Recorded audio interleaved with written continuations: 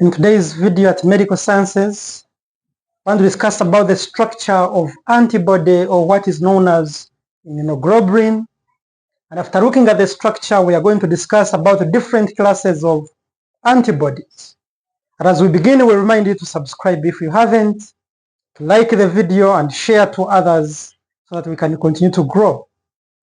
So as we started discussing, we want to see the general structure of an antibody.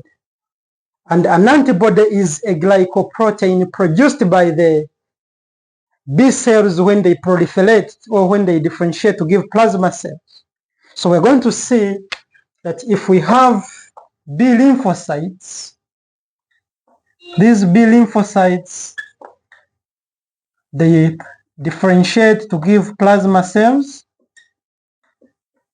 and these plasma cells, they are the one that produce antibodies. And these antibodies, by definition, they are glycoproteins. These are glycoproteins made up of polypeptide chain. And what are these polypeptide chains? This glycoprotein made up of a heavy chain, and light chain, whereby the heavy chain, it has two identical heavy chains and two identical light chains. So the one drawn in red, these are the two identical light chains, whereas this one is in black. This is what we are calling the two identical heavy chain. So this is heavy chain, whereas this is light chain. Two identical, 1 and 2. And these, the heavy chain and the light chain, are joined together by disulfide bridges, which join the two. So we are seeing disulfide bridges joining the heavy and the light chain.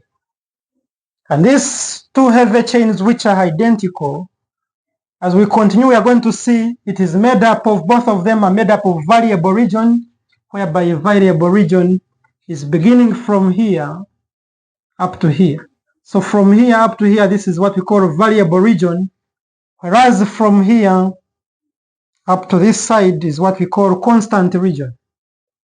This is the constant region. And within the variable region is whereby we find the antigen binding site, whereby the antigen binds at this point. This is antigen binding site. And this one contains what we call a hypervariable region. This is a hypervariable region with the CDR, complementarity determining region. The CDR is what we know as complementarity determining region, which determines the size and the shape of an antigen to bind to the paratope, or what we are calling antigen binding site.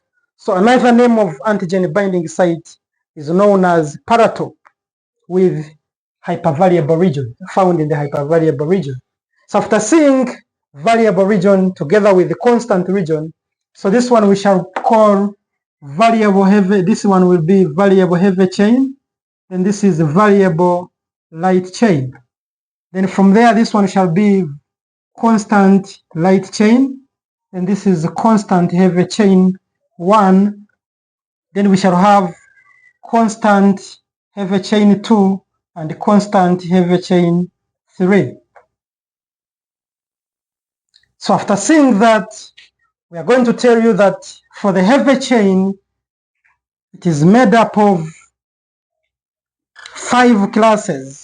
And these ones, they are different in structure and antigenicity, where we shall have gamma, we shall have alpha, we shall have mu, we shall have delta, and epsilon. So these are the which will be denoted by different classes of immunoglobulin: gamma, alpha, mu, delta, and epsilon. And these ones, we are saying they are different in structure and antigenicity.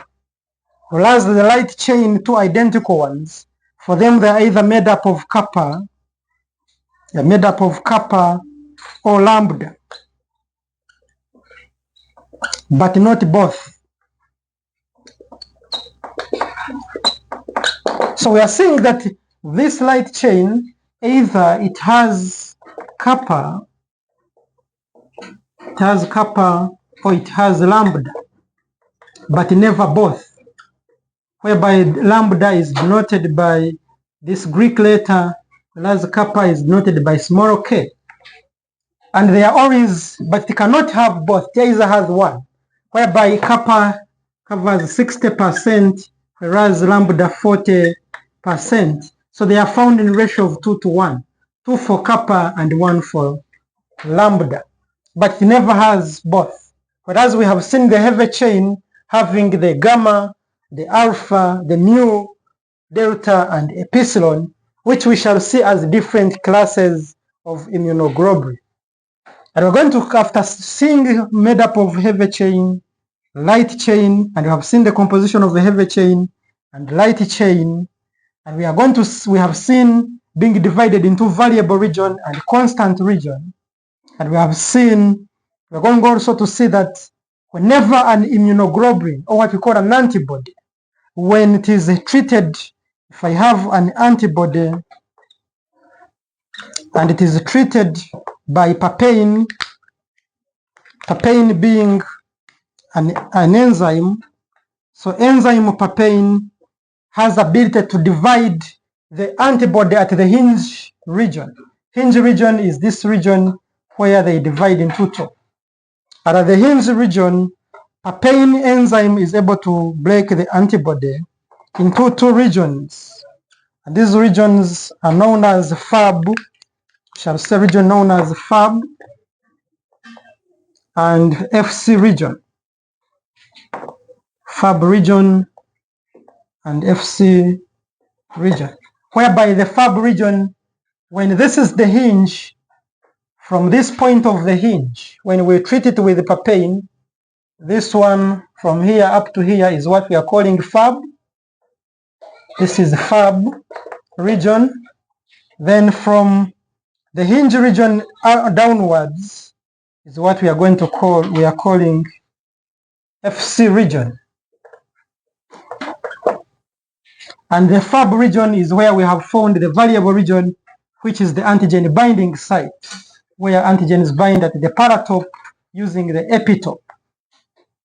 After seeing papain doing this role of breaking the enzyme into two different regions, which we are calling fragment of antigen binding, Fab is denoted as fragment of antigen binding, fragment of antigen binding, whereas FC is fragment crystallizable, or sometimes you can call it, fragment of complement fixation.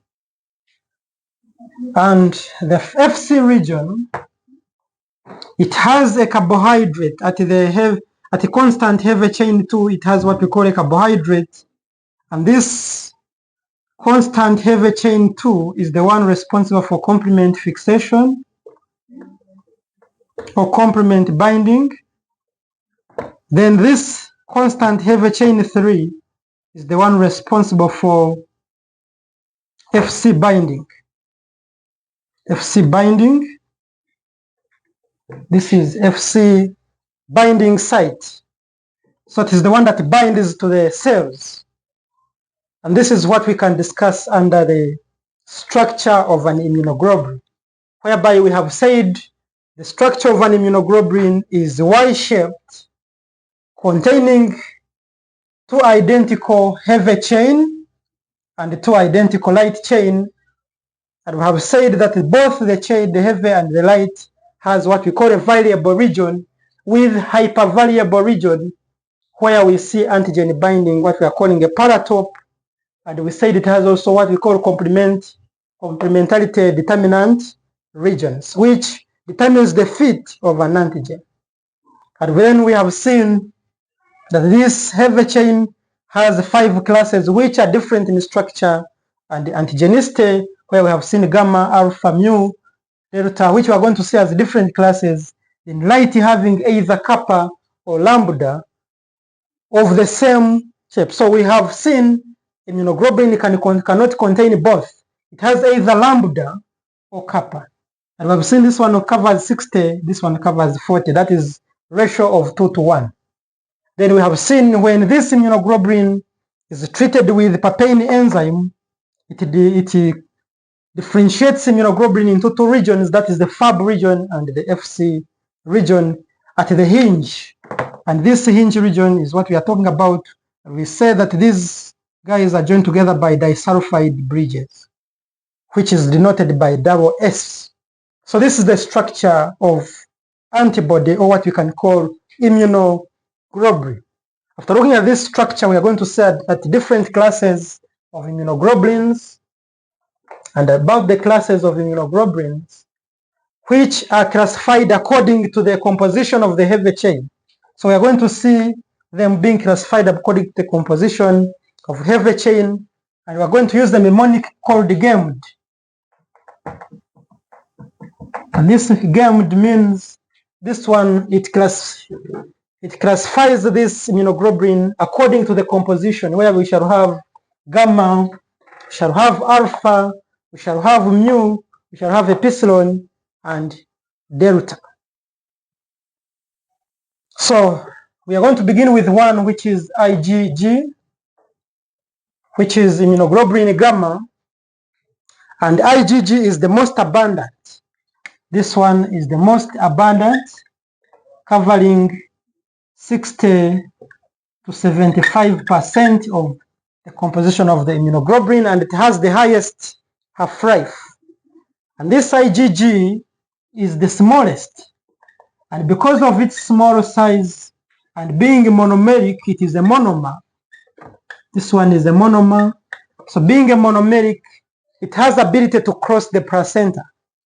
And because of its being monomeric, we say it can cross the placenta. It can cross the placenta, so that's why we see in case of incompatibility in rhesus, whereby a man is rhesus positive and lady is rhesus negative, we see this IgG can cross and kill the child, a condition which we know as erythroblastosis fetalis. So, and this IgG, apart from having ability to cross the placenta, we're going to see it plays a big role in secondary immune response.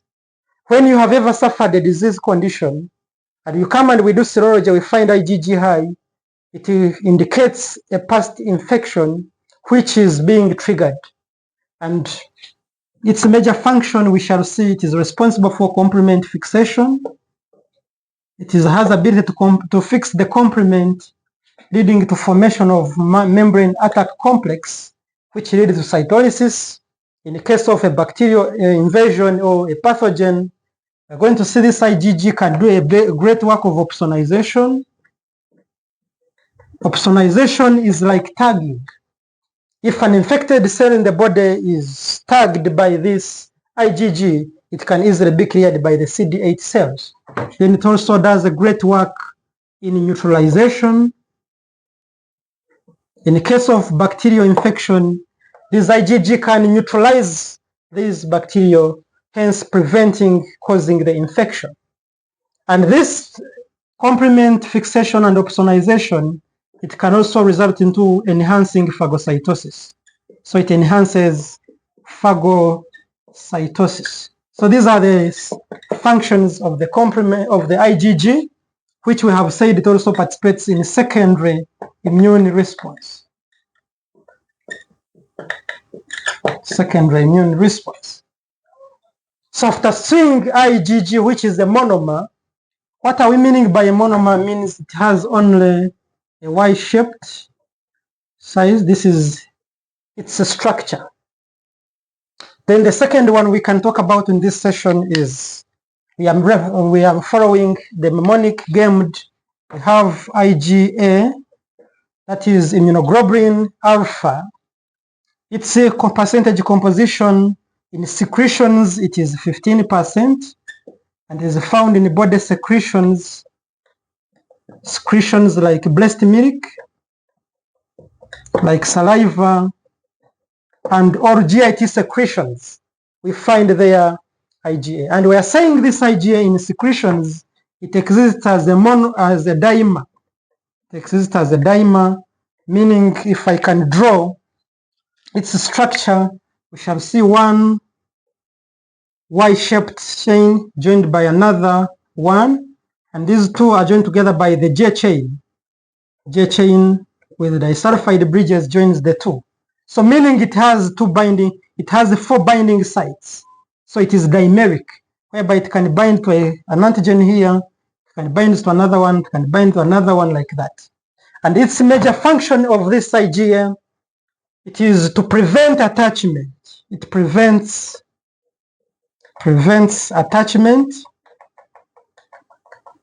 and entry of pathogens. Because we have found in the mucous membrane,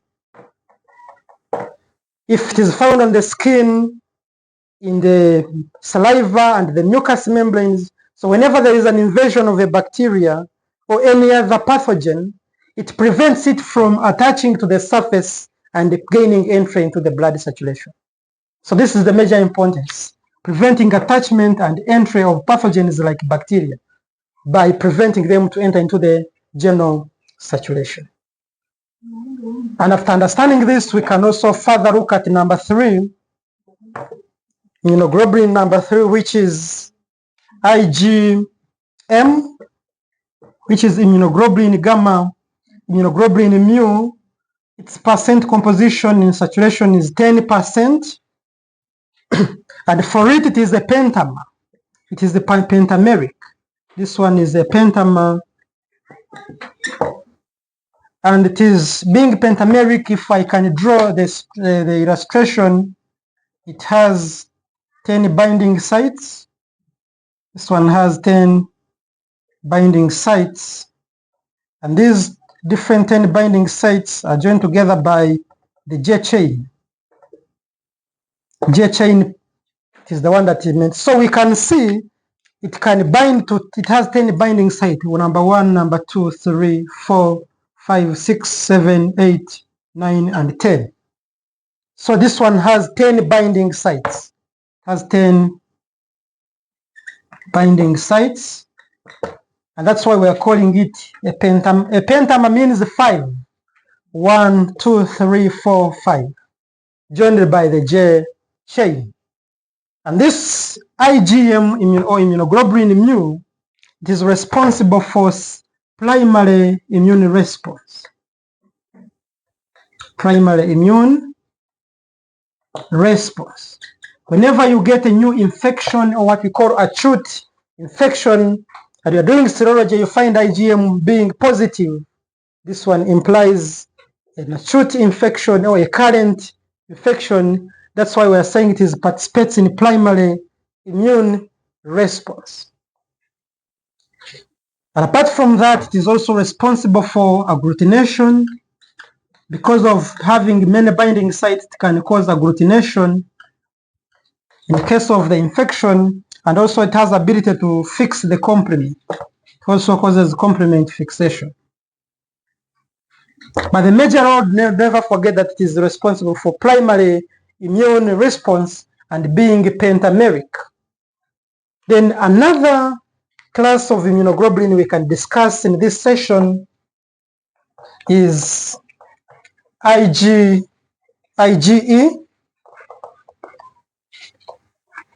Also have IgE, and so this is number 4, whereby we have another part which is IgE, which is immunoglobulin epsilon. This one is less than 0.01% in saturation, and being less than this, for it is found on the surface of mast cells or basophils, and it is responsible for anaphylactic reactions. anaphylaxis, or what we call hypersensitivity type 1. Hypersensitivity type 1 reaction, or what we can call allergic reactions, like allergic reactions in the upper respiratory tract. We find these IgE, when they bind on mast cells, they are responsible for inducing allergies in the case of an antigen which is foreign in the body. So that is IgE. So don't forget, it is the least in blood in saturation, whereby the highest is IgG. This IgE is the least, less than 0.01%, and responsible for hypersensitivity, or what we are calling anaphylaxis or allergic reactions, whereby they are found on the surface of mast cells or basophils. So don't forget that. Then the last one, the last class we can discuss is immunoglobulin D, what we call delta. As we said, they are denoted by Greek words. And this immunoglobulin delta, for it, its percentage composition is less than 1%, less than 1% in saturation. And this one is found on the surface of B lymphocyte, or what we can call B cells. And this one, it plays a big role by acting as a B cell receptor. It acts as a B cell receptor on the surface of B lymphocytes, hence responsible for inducing. It induces immune response, especially cell-mediated immunity, because of it acting as a B cell receptor. So this one is majorly found on the surface of B lymphocyte, acting as a B cell receptor. If I have a B lymphocyte, we find it is found on the surface of the B cells, responsible for inducing immune response. So this is what we can discuss about all classes, and this is also a monomer, and also this is a monomeric. So IgE is a monomer, meaning it has one. Even this one is a monomer. Whereas we have seen IgM being a pentamer, this one being dimeric in secretions, and also this one being a monomeric in saturation. So this is what we can discuss about. So you are obliged to know that the most abundant is IgG, and the only immunoglobulin that can cross the placenta is IgG, responsible for phagocytosis, opsonization, and complement fixation, whereby IgA responsible for preventing attachment and entry of pathogens, whereas IgM responsible for primary immune response plus agglutination and complement fixation. Then IgE responsible for hypersensitivity reaction on mast cells. Then IgD responsible for immune response found on the surface of B cells and acting as a B cell receptor. Thank you so much for learning with us. Hope you have gained a lot at medical sciences. Thank you for choosing medical sciences as your learning center.